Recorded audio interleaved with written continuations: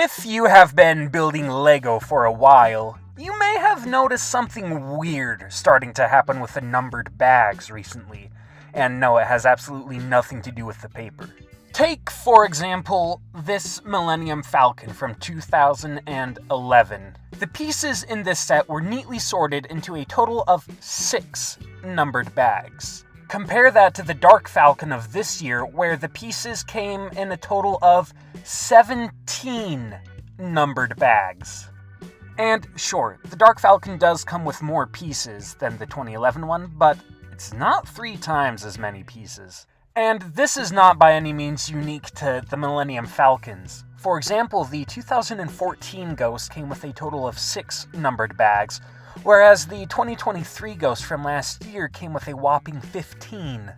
The 2015 Imperial Shuttle Tiderium and the 2021 Imperial Shuttle each came with 6 numbered bags, despite the fact that the latter is substantially smaller than the former. Even microfighters now come in numbered bags, which was certainly not the case just a few years ago. Almost anywhere you look, Lego sets come with a lot less pieces per bag and a lot more numbered bags. Now, you might not find this particularly intriguing, but I'm the type of guy who likes to overthink things that probably don't need to be overthunk.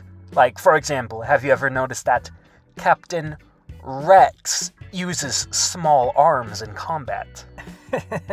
Yeah. Anyways, in this video, we're gonna put my overthinking skills to use to figure out why exactly this 2011 Sith Infiltrator came with 3 bags, and the new one from this year came with 7.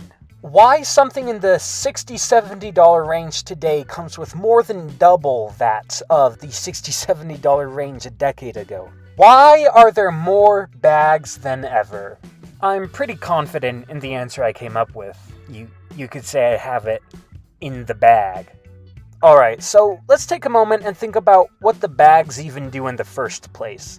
Well, I mean, that's pretty simple. If you've been in the Lego space for a while, you might recall that Lego used to not even put numbered bags in their sets.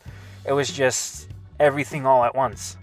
As you can imagine, sorting through one massive pile of pieces as opposed to 5 or 6 smaller piles made building a Lego set a much more time-intensive process than it is nowadays. The numbered bags meant that instead of having to sift through this, you only had to sift through this. The more numbered bags you put in a set, the less pieces you'd have to sift through for every numbered bag. So it goes by faster.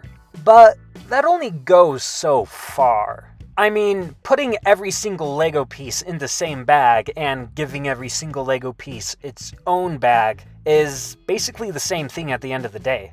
You don't want to have too few bags, but having too many bags and you're still screwed. There must be some sort of piece-to-bag ratio that optimizes the building time.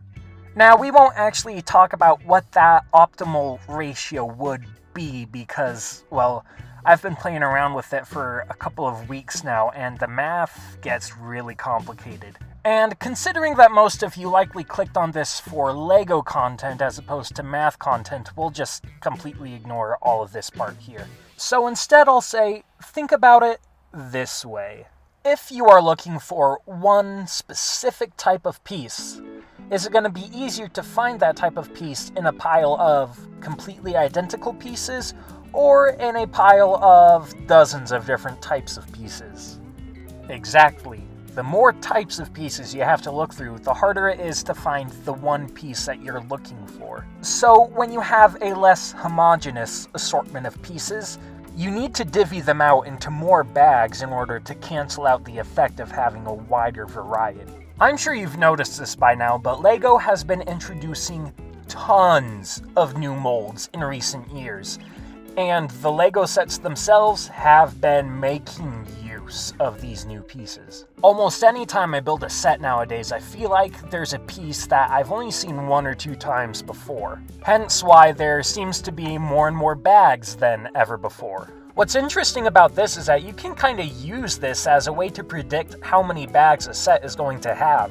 For example, take the 2020 Anakin's Interceptor and compare it to the 2014 Anakin's Interceptor. Not a whole lot changed between these iterations. I mean, sure, they definitely did use some newer parts on the 2020 model, but they were mostly just to replace older parts on the 2014 one. And so the fact that they each came with 3 bags makes a whole lot of sense. If you were to look at the T6 Jedi shuttles, however, you can definitely see where they used a lot more finer, newer pieces on the 2023 model to pack in way more detail than they could on the 2011 model. And so going from 4 bags in 2011 to 6 bags in 2023 makes sense.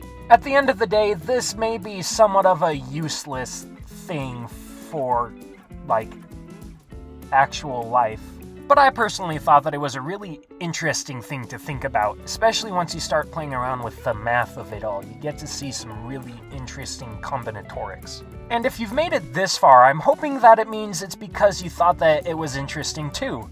And if you thought that this was interesting, then maybe you'll think that some of my other videos are interesting and worth a watch. Or maybe you just like the sound of my voice. If that's the case, then here you go.